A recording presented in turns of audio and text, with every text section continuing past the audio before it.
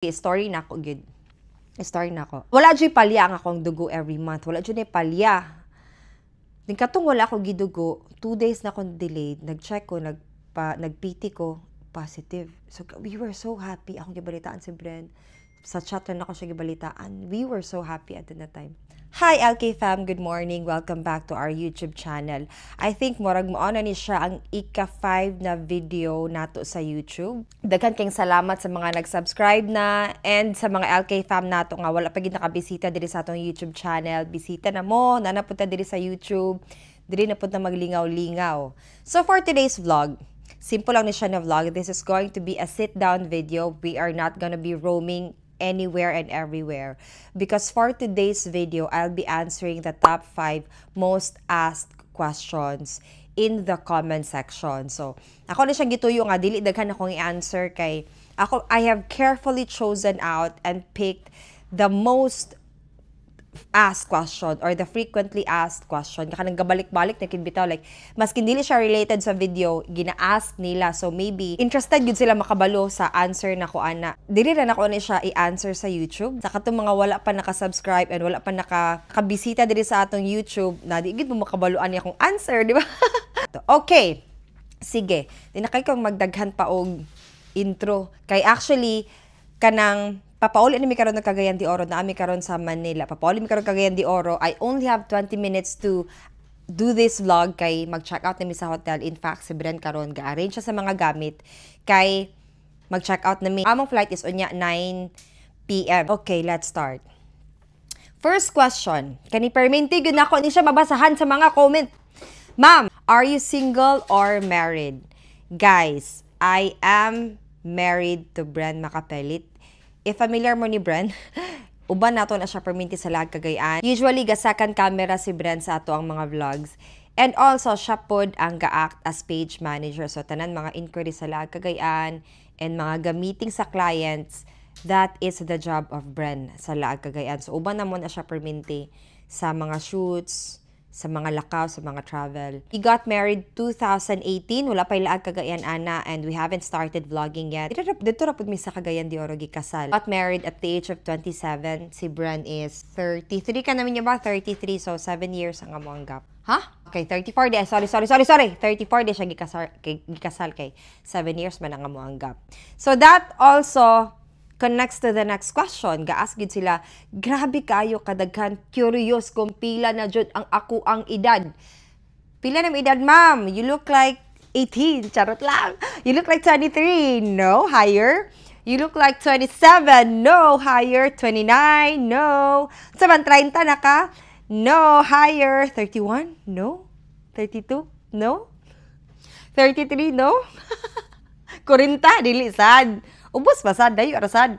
I am currently 34 years old. Akong birthday January 19. I-mark ninyo na nga date kay para kung gusto mo maghatag og gift. Charot lang! Nangulikta gift. Mark ninyo na nga date January 19 akong birthday, so bago lang siya nahuman. That's why I'm also interested to make this video kay mo nasad ni siya akong some sort of introducing myself to YouTube kay for sure daghan pagid wala nakasinati sa lag Cagayan. Sa atong YouTube family, we are building another family here on YouTube. So this is my way of introducing myself to you. Wala ka nasayangan sa imuhang DepEd, ma'am. Pasabot nila ani, wala ba ko gisayangan nga nag-resign ko as a teacher because just in case you have no idea, I used to be a teacher. Pag-graduate ko na ako of college, I graduated Bachelor of Arts in English sa Bukidnon State University Satellite Campus. And then, nag-prof-ed ko sa Xavier University. I passed the board exam. Nag-teach dayon ko. Multiple schools na akong natudluan. Naka-teach na akong high school, senior high school, and college. Naka-teach na po ko both private and public. Hi, di ay sa akong mga students! Hello, guys! How many years ko teach? I used to love teaching. It's the job na fulfilling kaayo siya and I love my students. In fact, most of my students gyud kasagara sa ilaha. Friends gyud me, like amigo kay me, barkada kay me. Ito lang 2020, I decided to resign, to quit the job. Even if nana ko sa DepEd, that would say na grabe na kay kakaplastar pag nana ka sa DepEd. Sakto na ang sweldo, makaloan, daghan benefits. Pero for the question na wala ba ko nasayangan, actually wala jud ko nasayangan. I'm happy with my life now. I'm happy doing this job. For me, I found a job that doesn't feel like a job. And this is it, content creation. So, sa akong current state karon, sa current na condition, wala ko nasayangan. And mas feel na ko na I'm more productive and mas kailangan ko ani na field o mas daghan ko mabuhat ani na trabaho. I know na this is not going to be forever. We do not know when siya mahuman, kung kanus at lang taman patok ang vlogging, kung kanus lang dawaton sa tao and i-embrace sa mga tao ang content creation. Naasad ko yung mga plans man in the future that I cannot disclose as of the moment. Naamang gapon ko yung mga, kumbaga, gina-prepare po na ko akong self sa future. Just in case nga dili na patok ang vlogging, I also have mga backup plans. Ay kani, next question.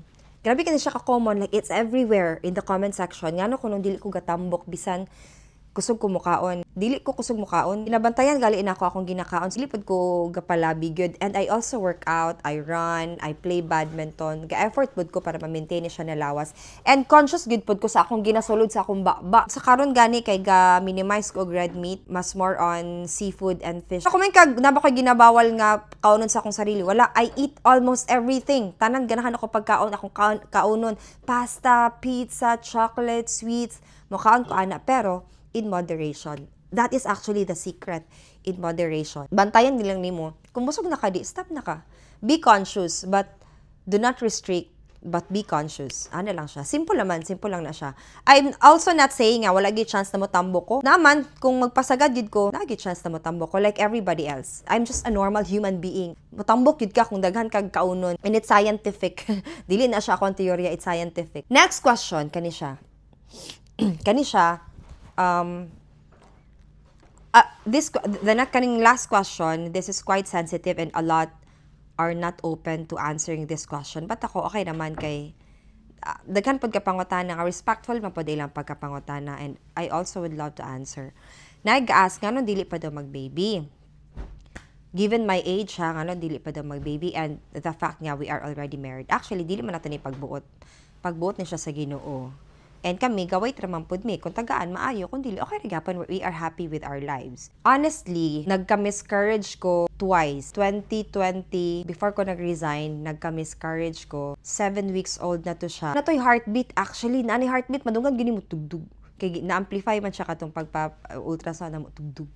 Tugdugan na, ano siya heartbeat. Wala dyan palya ang akong dugo every month. Wala dyan palya. Katong wala ako gidugo, 2 days na akong delayed. Nag-check ko, nag-PT ko, positive. So, we were so happy. Akong gibalitaan si Bren. Sa chat na ako siya gibalitaan. We were so happy at that time. Nagpa-check up din me. Ingon ang katong OB na, nadok na ako bleeding, murag hemorrhage. Sabi sa nato something na ay bleeding. Pero na ay fetus. Na ay growing fetus. But na ay surrounded siya by bleeding ba. So, naghatag tong doctor og pampakapit og tamba. Na ay bleeding, gagawas. So, everyday ganapkin ko kana may gagawas. Pink, brown, inana nga mga discharges. So, yung na doctor nga, balik 2 weeks, kaya tanaw na to ang development. 2 weeks ni balik mi sa OB, nidako ang bleeding, mas nidaghan. So, ito siya ka-liters, 0. Blah blah blah liters, mas nidako siya ang bleeding. But, na ay heartbeat. Na ay heartbeat ang ko. Pero gasakit, nagsugod akong likod, akong puson, gasakit siya ba? So, gi-ultrasound ko, adto ka ng transvaginal ultrasound. Gag-grow pod ang fetus na apoy development. Pero, sa everyday, kakabugat ako ang likod ug tiyan, marag sakit gid siya ba. Lawon after na mo nagpa-ultrasound, grabe. Remember pag ato nakita mi sa mga classmate, nag-inom ko adtog tea. Sakit akong tiyan, nagpakuha ko ni Bren, kuha ako diri kay sakit kay akong puson, sakit kay akong likod.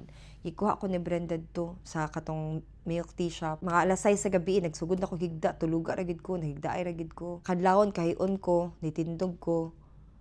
Dito dayon na feel jud nako na from gikan sa puson ni travel siya pababa, na catch pagid nako ang fetus. Ay ang fetus na bitawag ana, basta ang kuan murag egg, mura siya egg, literal na egg pero red lang. I mean pag ito kay nadugayan mako sa banyo kasi sakit gyud akong puson adto. Giapas ko ni Bren, pag apas ko ni Bren na witness kay na mo duha ang pagkataga kasi na catch gid nako. I actually named him ang katong baby, although pa to siya unborn to siya, but we named him Ino, baby Ino. Kay tagak to siya on the Innocence Day. Tama ba to? Pagkatagak kaya Innocence Day. Kato pag yung na-discover na mo na buntis ko kay kuanto siya kanang conception bito nga day. Unsa na siya nga fiesta?